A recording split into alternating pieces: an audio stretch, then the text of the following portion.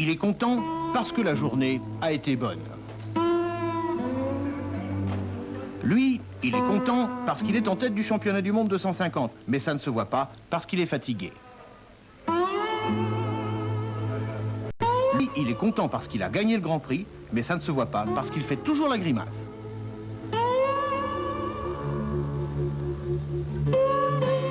Eux, ils ne sont pas contents, mais alors pas contents du tout, parce qu'ils sont français, que c'est le Grand Prix de France 250 et que dès le début de la deuxième manche, leurs supporters n'ont plus qu'à plier les Gaules, ce qui est le comble pour un Grand Prix de France.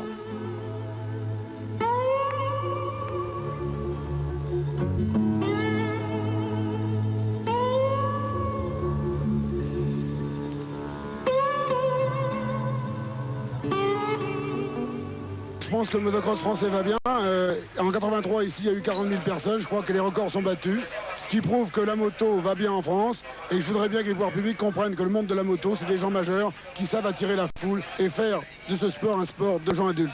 Je voudrais bien battre l'Américain, mais à l'autre côté, je ne peux pas prendre trop de risques pour passer lui, parce qu'il n'a rien à voir avec notre championnat du monde.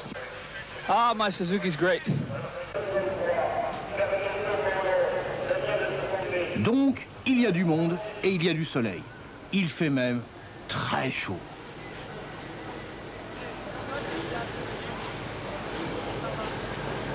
Donc, il y a un superbe circuit. Nous sommes à Ifindic, près de Rennes. Très rapide, mais avec la chaleur, ce sera épuisant.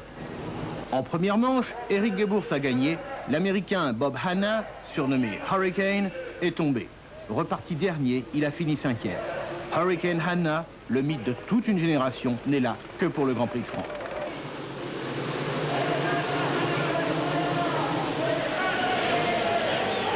Départ de la deuxième manche, boum. Christian Vimont ne repartira pas.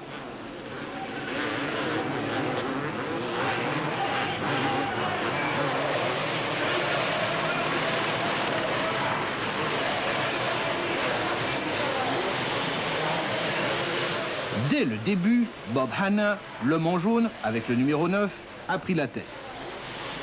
Derrière, on fait ce qu'on peut, mais pour l'instant, on peut relativement peu.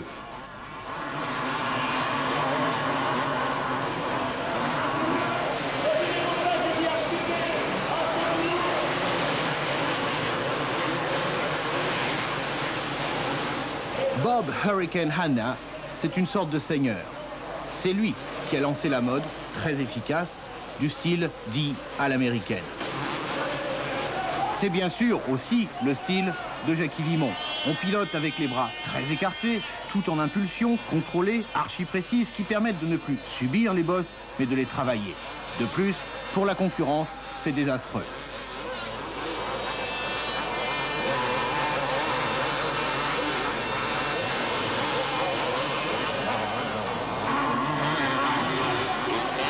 Cavalier seul, mais alors de plus en plus seul. Il y en a quand même quelques-uns qui essaient de s'accrocher.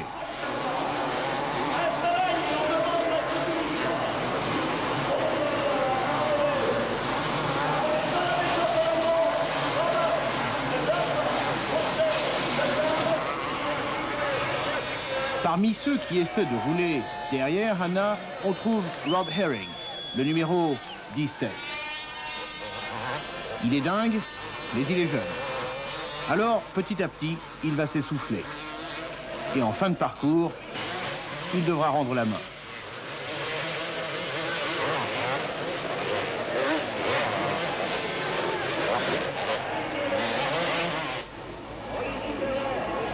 Bilan, comme tout bon pilote américain qui se respecte, Bob Hanna a fait le désert.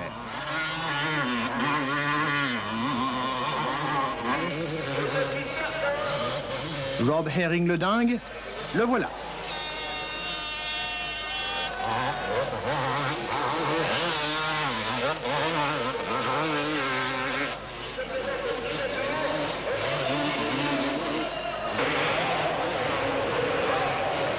Rob Herring, en fin de course, n'en peut plus.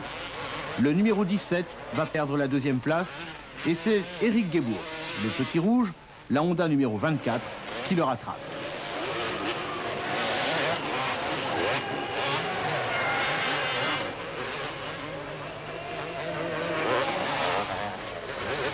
Encore quelques mètres et Gebourg aura tout gagné. La deuxième place derrière Hanna lui suffit puisque l'Américain ne dispute pas la totalité du championnat du monde. Au passage, voici ce que l'on appelle enrhumer un attardé. On le passe tellement vite que le courant d'air le rend malade. Bob Hanna, archi-vainqueur. On dit qu'une partie de la presse spécialisée avait insinué qu'il était bon pour la retraite, ce qui l'a décidé à venir pour prouver le contraire sur ce Grand Prix de France. Comme quoi, on peut être très spécialiste et manquer au minimum de tact. L'Américain Bob Hanna, qui faisait ici sa première apparition après Charletti, vous a un peu volé la vedette. Qu'est-ce que vous en pensez? Moi, je suis content pour lui parce qu'il a fait un bon résultat à l'âge qu'il a. Et il était un peu surpris. 31 ans, c'est un grand-père. Oui, c'est pas un grand-père, mais si tu roules comme lui en cet âge, c'est vraiment fantastique. La Fédération française appelle à manifester tous ceux qui sont des bénévoles, car nous avons...